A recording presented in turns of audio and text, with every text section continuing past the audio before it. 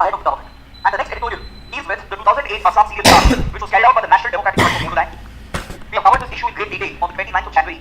So please go back and watch this analysis for a complete understanding of the Bodo issue and as well as the ongoing peace process between the government of India and some of the Bodo militant organizations.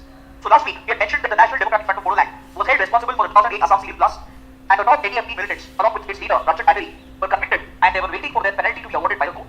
So the judiciary has awarded them a life sentence instead of the death penalty by keeping in mind the ongoing peace process over the Bodo issue.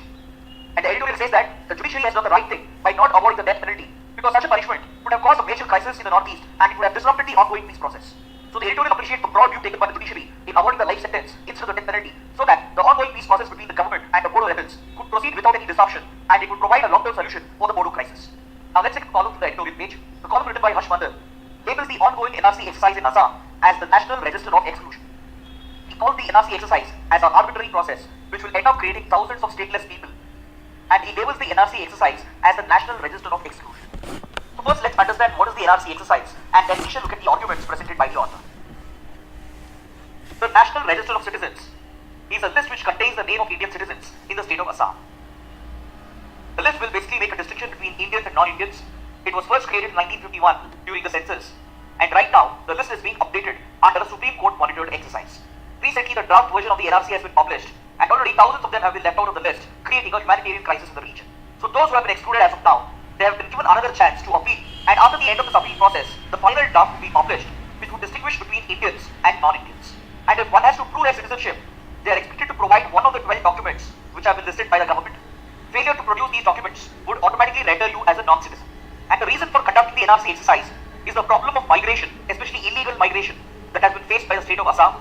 Assam has received a huge flow of migrants and refugees during various periods of time. During the 1947 partition, a number of migrants and refugees came in from East Pakistan. We again witnessed a flow of refugees and illegal migrants during the 1971 liberation of Bangladesh war. And post 1971 as well, there has been a steady stream of illegal migrants who have been entering India from Bangladesh. This influx of migrants and refugees has altered the demography of the region, and this is resisted by the locals in the state of Assam. So this constant flow of migrants and refugees has also led to socio-ethnic tensions in the state, and hence there is a strong demand from the locals and the natives for an exercise such as the NRC to distinguish between the Indians and the non-Indians. And the author labels this exercise, which is currently ongoing, as an arbitrary process which violates the principle of due process, and he says that the entire exercise is lacking in compassion because such a rigid exercise based on the submission of a few documents will always result in many cases of wrongful exclusion and as well as wrongful inclusion. The author points out that genuine Indian citizens may find it very difficult to submit these documents. Even if there is a slight mismatch in the documents, the authorities have the discretion to erase the name from the NRC, and since the entire exercise is a bureaucratic exercise, it is bound to be affected by mistakes and errors, and the cost of these errors will be borne by the weaker and vulnerable sections in the region. The author says that especially women, migrant workers and the poor, they are more vulnerable because they may not possess the right documents to prove their citizenship, and this can result in cases of wrongful exclusion. He also talks about the discretionary powers which are enjoyed by the police, wherein they can label anybody as a citizen or non-citizen by filing cases against them. In many cases, the mere accusation of being an illegal immigrant by the police is sufficient enough grounds